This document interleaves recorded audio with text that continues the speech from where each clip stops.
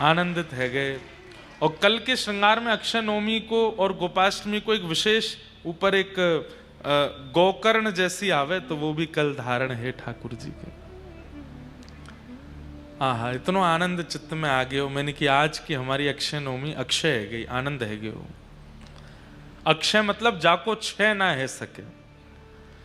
आप अन्य दिनों में पुण्य करते हैं, अन्य दिनों में भजन करते हैं, अन्य दिनों में आप साधन करते हैं, तो आप अगर किसी दिन पाप कर्म कर बैठेंगे तो उस दिन का किया गया पुण्य उस पाप से नष्ट हो जाएगा। लेकिन अक्षय नवमी को किया गया जो भी पुण्य कर्म है, जो भी सत्कर्म है, उसका कोई भी प्रकार का पाप क्षय नहीं कर सकता, इसलिए उसको अक्षय कहते हैं।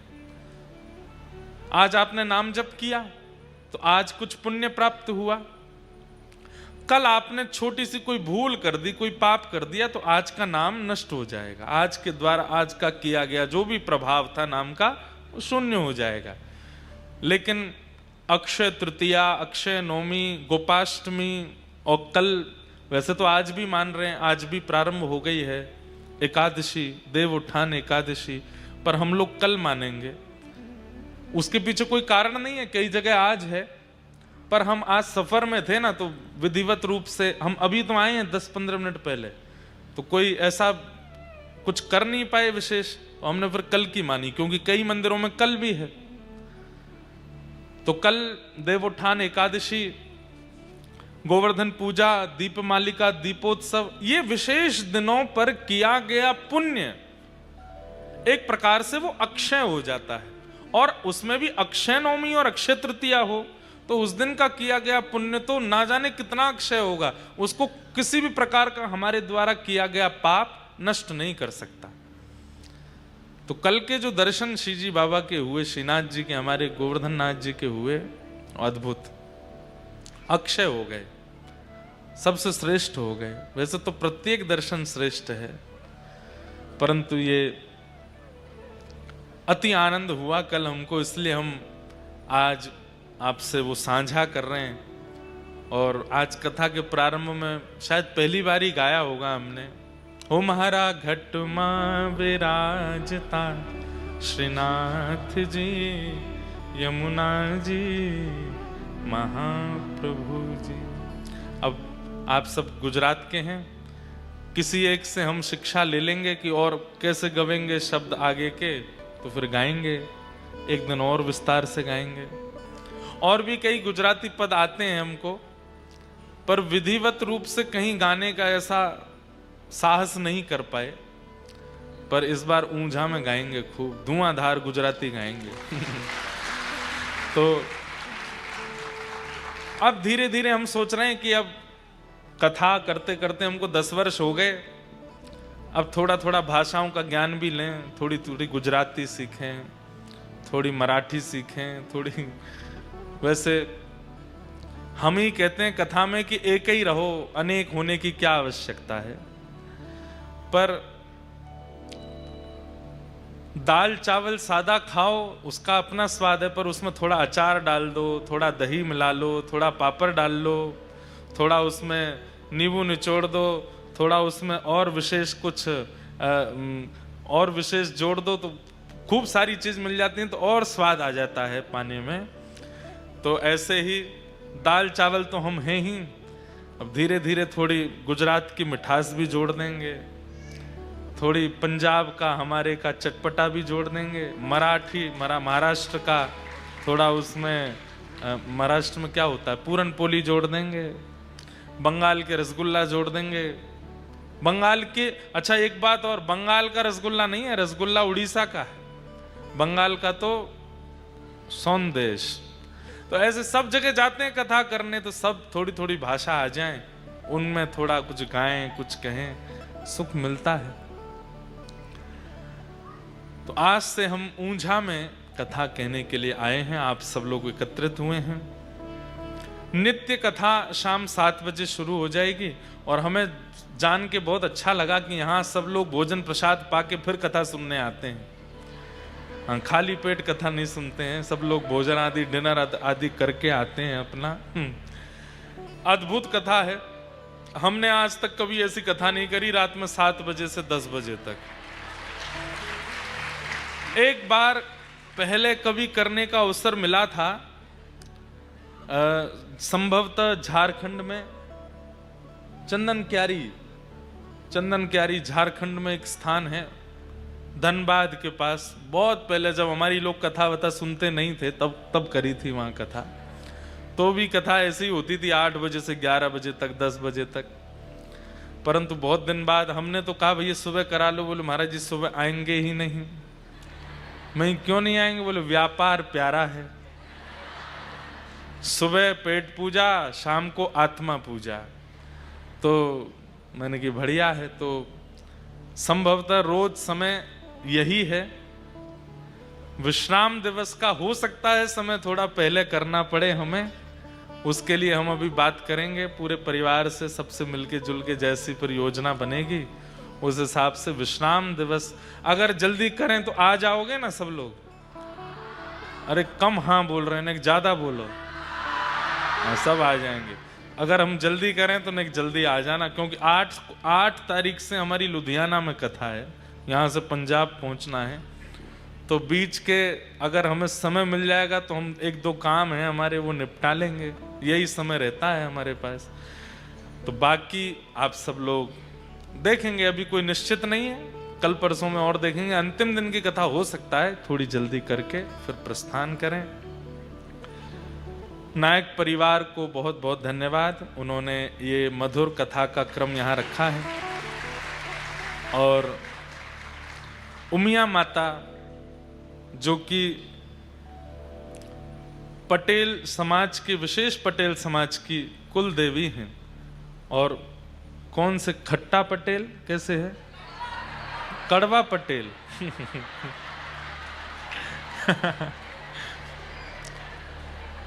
तो कर वाह है कि कड़ वाह है? ड़ है ड़। वाह। एक तो गुजरात में भी कहीं कहीं थोड़ा बदला रहता है ना, तो होंगे तो मीठे ही पर कड़वा पटेल। उनकी कुल देवी हैं उमिया माता, उनका चरित्र हमारे पास आया है। तो जो लोग लाइव देख रहे हैं उनको हम सुनाएंगे, पर आज नहीं कल सुनाएंगे। आज तो महात्मा की कथा कहेंगे। और कल बंधुओं श्री तुलसी शालिग्राम विवाह की कथा भी सुनाएंगे। हम जहाँ रुके हैं वहाँ तो हम तुलसी विवाह उत्सव करेंगे भी, परंतु यहाँ पर कथा क्रम सुनाएंगे आप सब लोग अपने भाव से। कईयों ने आज एकादशी की है, कई कल मान रहे हैं। तो प्रेम से आप सब लोग भी अपने अपने घरों में तुलसी शालिग्राम भगवान का विवाह करना। फिर शाम को यहाँ हम कथा सुनाएंगे श्री तुलसी शालिग्राम जी के विवाह की, उमिया माता जी की। और बीच बीच में श्री रणछोड़ राय प्रभु, क्योंकि द्वारिका में हमारे लाला राजाधिराज और रणछोड़ के रूप में विराजमान हैं। तो बीच बीच में द्वारिकाधीश जी की मधुर लीला, श्री रणछोड़ ठाकुर जी की लीला, और हमारे भक्तों के अग्रगण्य श्री नागर कुल के विशेष प्रभाव से जिन्होंने कहते हैं कि भक्ति को गुजरात में पुनर्जागृत किया, ऐसे श्री हमारे नरसिंह मेहता जी का पावन चरित्र भी बीच बीच में सुनेंगे। आप सब लोगों को पुनः पुनः बहुत बहुत प्रणाम। आइए महात्मा की कथा में हम लोग प्रवेश करते हैं और फिर इसी बीच में हम चर्चा करते रहेंगे। समय बहुत बढ़िया है, हमारे तो आनंद हो गए। सुबह बढ़िया खेलेंगे, कूदेंगे, खाएंगे, पिएंगे, मौज करेंगे, आनंद करके शाम को आएंगे कथा सुनाने। हम भी प्रसाद पहले ही पाके आ जाएंगे। तो और अच्छा रहता है ना कि रात्रि थोड़ा लेट, नहीं तो सब जगह लेट हो जाता है भोजन। यहाँ बढ़िया 5-6 बजे प्रसाद पा लिए, फिर कथा करेंगे, जाते ही सो जाएंगे। तो खूब आनंद है।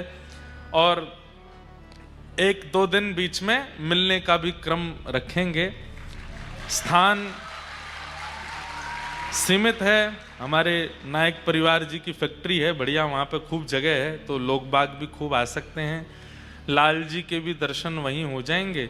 कब होगा वो क्रम कल हम बता देंगे। बाकी तो लाल जी यहाँ पहले ही आके विराजमान हो गए हैं। और ऊंझा में हम तो पहली बार आए, पर हमारे लाल जी पहले आ चुके हैं। नहीं आए अभी तक? एक बार क्रम सुनने में आया था कि गांधी धाम जाते समय आ रहे थे रास्ते में, पर गांधी धाम से थोड़ा ज़्यादा उनको स्नेह है इसलिए सीधे पहुंच जाते हैं, पर अब ऊंझा भी आते रहेंगे। और हमें तो बार बार, मैं तो हमारे साथ केवल भैया, अनुज जी, सब लोग थे। मैं ये सोचा मैंने कि ऊंझा वहाँ पे लोग बाग रहते हैं? तो बोले हाँ रहते हैं महाराज जी। क्यों? मैंने कि कथा वथा सुनेंगे थोड़ी। मैंने हम कोई ब्रज की बात बताएंगे, ब्रज भाषा बोलेंगे, उनको समझ आएगी। तो बोले आप चलो तो सही महाराज, खूब आनंद होगा। लेकिन यहाँ देख करके हम तो हैरान रह गए, भाई ये तो खूब आनंद है ऊंझा में। तो आप सबको खूब खूब प्रणाम, खूब भाव से आना, खूब अपने सारे काम निपटा के 7 बजे पहुंच जाया करना रोज। खूब भाव से कथा सुनेंगे। 7 दिन के लिए ऊंझा को वृंदावन बनाएंगे, खूब आनंद करेंगे, ऐसी मन की भावना है। आइए महात्मा की कथा में प्रवेश करते हैं। भाव से सब लोग श्रवण करो। श्री वृंदावन बिहारी लाल की, सच्चिदानंद रूपाय विश्वोत्पत्त्यादि हेतवे तापत्रय विनाशाय श्रीकृष्णाय वयं नुमः। भगवान के 3 रूप, 3 कर्म और 3 गुणों के बारे में इस श्लोक में बताया गया। आज महात्म है, भागवत जी का महत्व क्या है, इस विषय पे हम लोग चर्चा करेंगे। बहुत ध्यान पूर्वक सब लोग श्रवण कीजिएगा। वयं नुमः। भगवान के 3 रूप, 3 कर्म और 3 गुणों के बारे में इस श्लोक में बताया गया। आज महात्म है, भागवत जी का महत्व क्या है, इस विषय पे हम लोग चर्चा करेंगे। बहुत ध्यान पूर्वक सब लोग श्रवण कीजिएगा। भगवान के 3 रूप हैं, सत्य, चैतन्य और आनंद। मैं कभी कभी कथा में कहा करता हूं बंधुओं, नाम जप करने वाला, तिलक स्वरूप नित्य लगाने वाला, कथा श्रवण करने वाला, परिक्रमा करने वाला भगवान का प्रिय माना जाता है। पर कई लोग साधन नहीं कर पाते, कथा नहीं श्रवण कर पाते, ठाकुर जी की इतनी सेवा नहीं कर पाते, वृंदावन नहीं जा पाते, गोवर्धन नहीं जा पाते, कथा भागवत में व्यस्ततम होने के कारण आ भी नहीं पाते। लेकिन ऐसे लोग भी यदि अपना व्यवहार, अपने विचार, अपनी बुद्धि और अपने जीवन में सत्य को स्थान देते हैं तो उन्हें भी ठाकुर जी उतना ही प्रेम करते हैं जितना प्रेम नाम जापकों से, वृंदावन जाने वालों से, कथा सुनने वालों से करते हैं। कोई व्यक्ति है, आचरण बहुत शुद्ध है, किसी के प्रति छल नहीं करता, कोई कपट की भावना नहीं रखता, बहुत शुद्ध जीवन जीता है, लेकिन ठाकुर जी को मानता तो बहुत है, लेकिन समय के अभाव के कारण या किसी कारण से नहीं आ पाता कथाओं में, नहीं पहुंच पाता वृंदावन, नहीं कर पाता इतनी परिक्रमा, नहीं हो पाती उससे सेवा। लेकिन अपने विचार और व्यवहार को शुद्ध रखता है, तो ऐसा व्यक्ति भी ठाकुर जी को प्रिय लगता है। लेकिन बहुत ध्यान से सुनिएगा, तिलक भी लगाता है, ठाकुर जी की सेवा भी करता है, कथा भी श्रवण करता है, सारे काम वो करता है जो एक भक्त के होते हैं, लेकिन छल भी रखता है, कपट भी रखता है, असत्य संभाषण भी करता है, लोगों के साथ दूषित व्यवहार भी करता है, 2 नंबर के कारोबार आदि भी करता है। ठाकुर जी को वो कहीं ना कहीं ज्यादा अप्रिय लगने लगता है। क्यों? ठाकुर जी कहते हैं तू गलत काम कर, अपना कर, मुझे कोई दिक्कत नहीं, संसार में भांति भांति के लोग हैं, लेकिन फिर ये आडंबर मत करो। तिलक भी लगाना है, वृंदावन भी जाना है, परिक्रमा भी करनी है, सेवा भी करनी है, मतलब सेवा पूजा भी कर रहे हो और फिर दूसरी प्रकार से ये सारे गलत कार्य भी करते हो। ठाकुर जी को वो कहीं ना कहीं बहुत ज्यादा अप्रिय लगते हैं ऐसे लोग, उनसे ठाकुर जी दूर ही रहते हैं। इसलिए प्रयास कीजिए, अगर आप कथा में आते हैं, अगर आप तिलक स्वरूप धारण करते हैं, अगर आप परिक्रमा आदि करते हैं, तो कम से कम आपके विचार, व्यवहार और आपकी मन की स्थिति में भी सत्य विराजमान हो, क्योंकि सत्य भगवान का स्वरूप है। छल कपट नहीं होना चाहिए, किसी के प्रति बैर निंदा आदि नहीं होनी चाहिए। भगवान का स्वरूप, सबसे पहला स्वरूप है सत्य। अपने जीवन में सत्य को स्थान दे दीजिए, आप ठाकुर जी के प्रिय बन जाएंगे। क्यों? क्योंकि आप सत्य संभाषण करते हैं, सत्य को स्थिति में रहते हैं। तो भगवान का पहला स्वरूप क्या है? सत्य। ठाकुर जी का दूसरा स्वरूप है चैतन्य। चैतन्य का अभिप्राय क्या है?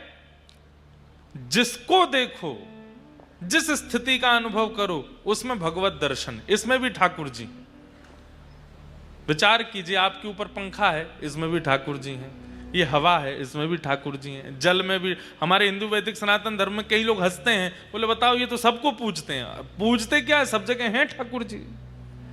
नृसिंह बसे प्रति खंबन में, पर काढ़न को प्रहलाद कहां। ठाकुर जी आज भी खंबे में हैं, ठाकुर जी आज भी सर्वांगीण रूप से विराजमान है, पर प्रकट करने वाले प्रहलाद जैसा विश्वास कहां है? भक्त की दूसरी स्थिति क्या? सर्वम खलु इदम ब्रह्म। सब में ठाकुर जी की भावना रखे। कहां तक कहें? शत्रु भी सामने आ जाए तो उसमें भी ये देखेगा कि भाई इसमें भी ठाकुर जी विराजमान है। हमारे महाराष्ट्र के श्री नामदेव जी महाराज सब जगह ठाकुर जी को देखते हैं।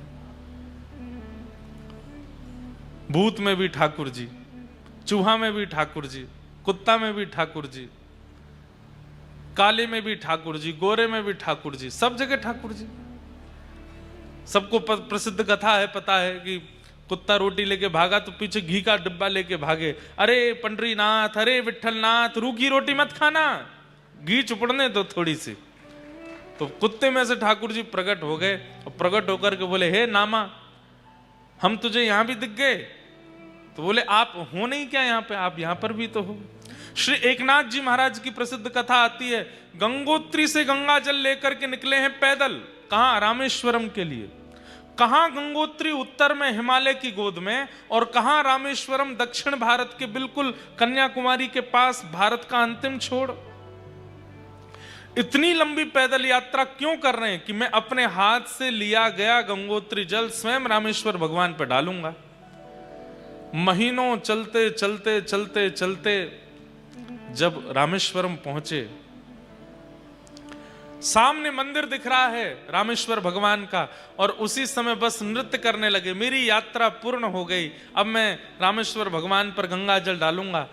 तभी समुद्र का तट देखा, और समुद्र के तट पर एक प्यासा गधा, जीभ बाहर निकली हुई है, तड़प रहा है पानी के लिए। चिलचिलाती धूप पड़ रही है आकाश से, नमकीन जल होता है समुद्र का, पी नहीं सकता। और उसको एकनाथ जी महाराज देखते हैं, और एकनाथ जी सोचते हैं अब क्या करूं? सामने मंदिर है जिसके लिए इतनी लंबी यात्रा करके आया हूं, और एक तरफ एक जीव है जिसको पानी की अति आवश्यकता है। महादेव को प्रणाम किया, हे महादेव, इतने महीनों की यात्रा आपके चरणों में अर्पित करता हूं, पर क्षमा कीजिएगा, ये गंगोत्री का जल आप पर अर्पित नहीं कर पाया, पर आप तो सबघटवासी हैं, मेरे जल को इस रूप में ही स्वीकार कर लेना।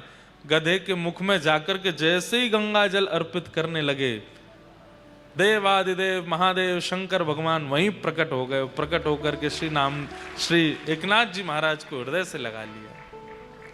कहने का अभिप्राय,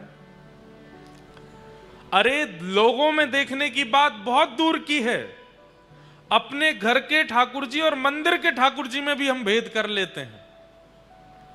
अगल बगल के लोगों में ठाकुर जी को देखना ये तो बहुत दूर की बात है। हम लोगों की स्थिति तो ऐसी है कि मंदिर के ठाकुर जी को हम ज्यादा श्रेष्ठ मानते हैं और अपने घर के ठाकुर जी को हम कम श्रेष्ठ मानते हैं।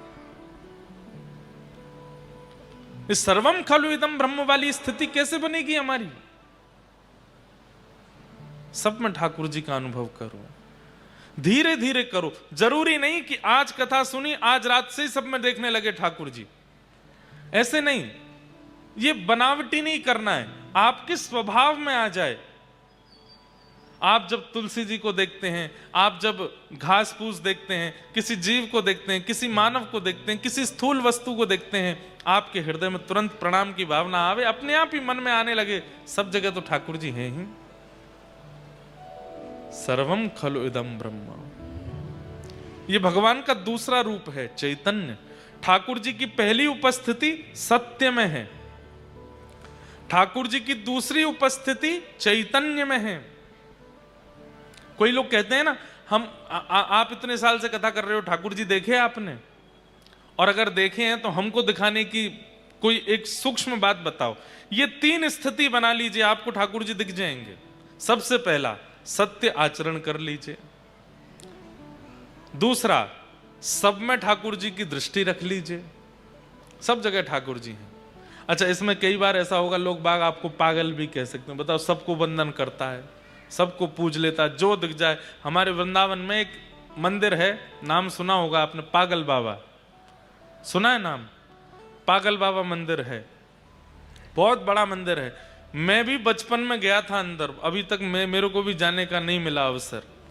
पागल बाबा मंदिर, उनकी बारे में सुना, बंगाल के महात्मा थे, उनका नाम तो कुछ और था, पर दुनिया, वृंदावन के ब्रजवासी उनको पागल बाबा बोलते थे। क्यों? वो चेंटी को भी प्रणाम करते थे, सामने से चेंटी निकल जाती, जय हो, प्रणाम करते। छोटे बालक आ जाते, उनके चरण छूते, मैया बूढ़ी आ जाती, उनके पांव छूते, कोई भी दिख जाता सबको प्रणाम करते। एक बार सूकर निकला सामने से, नाली में से, उसी को प्रणाम करने लगे, जय हो वराह भगवान की प्रणाम। तो फिर ब्रजवासी कहते हैं, बाबा तू तो पागल है, गो दिखे। तो बाबा कहते, हाँ अमी पागल मानुष, अमी बूझते पारो ना, अमी पागल मानुष, मैं पागल हूं, मुझे कुछ समझ नहीं आता, मुझे सब में ठाकुर जी दिखते हैं। और वहीं वृंदावन के शतक में लिखा है, यत्र प्रविष्टो सकलोपि जंतु आनंद सच्चित घनताम उपैति।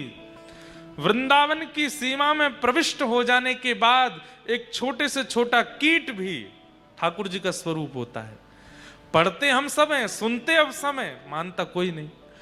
हम आपको डांट नहीं रहे, अपने ऊपर भी लागू करते हैं। हमारे मन में भी कई चीजों के प्रति नहीं आती भावना कि इसमें परमात्मा है।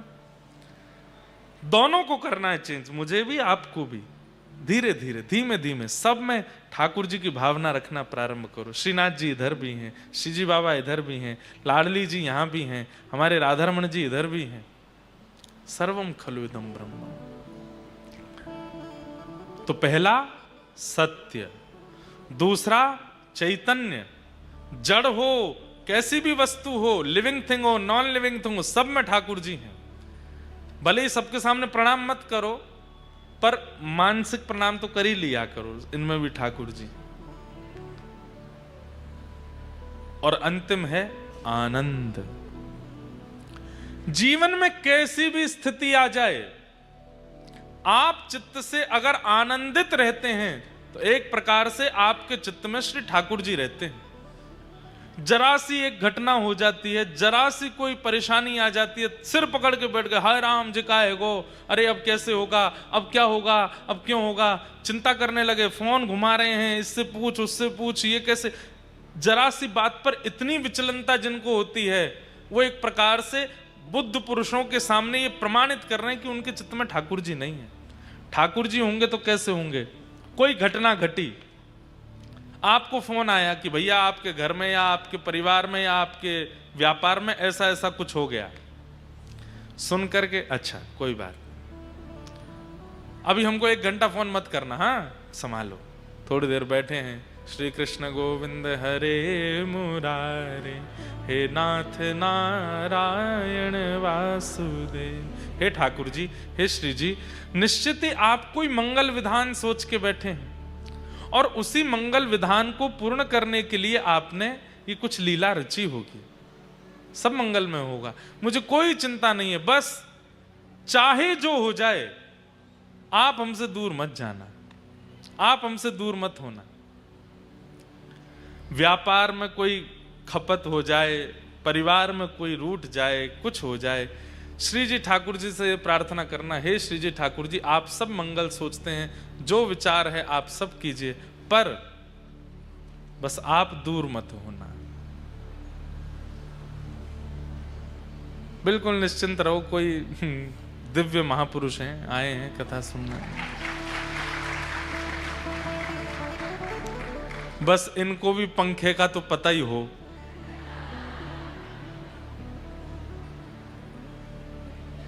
जय हो। वाह भैया।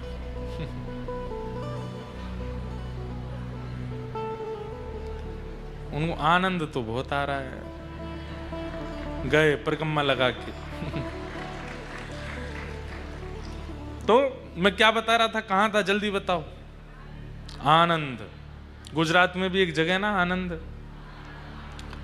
हर परिस्थिति में प्रसन्न रहे। श्याम प्यारे से जिसका संबंध है, श्याम प्यारे से जिसका संबंध है, वो उसको हर घड़ी आनंद ही आनंद है। उसको हर घड़ी आनंद ही आनंद है। ओ उसको हर घड़ी आनंद ही आनंद है। उसको हर घड़ी आनंद ही आनंद है। ओ श्याम प्यारे से जिसका संबंध है, श्याम प्यारे से जिसका संबंध है, श्याम प्यारे से जिसका संबंध है, श्याम प्यारे से जिसका संबंध है, उसको हर घड़ी आनंद ही आनंद है। उसको हर घड़ी आनंद ही आनंद है। उसको हर घड़ी आनंद ही आनंद है। उसको हर घड़ी आनंद ही आनंद है। ओ झूठी ममता से करके किनारा, झूठी ममता से करके किनारा, झूठी ममता से करके किनारा, झूठी ममता से करके किनारा, लेके सच्चे प्रभु का सहारा, लेके सच्चे प्रभु का सहारा, ओ लेके सच्चे प्रभु का सहारा, लेके सच्चे प्रभु का सहारा, ओ जो उसी की रजा में रजामंद है, जो उसी की रजा में रजामंद है, जो उसी की रजा में रजामंद है, जो उसी की रजामंद है, उसको हर घड़ी आनंद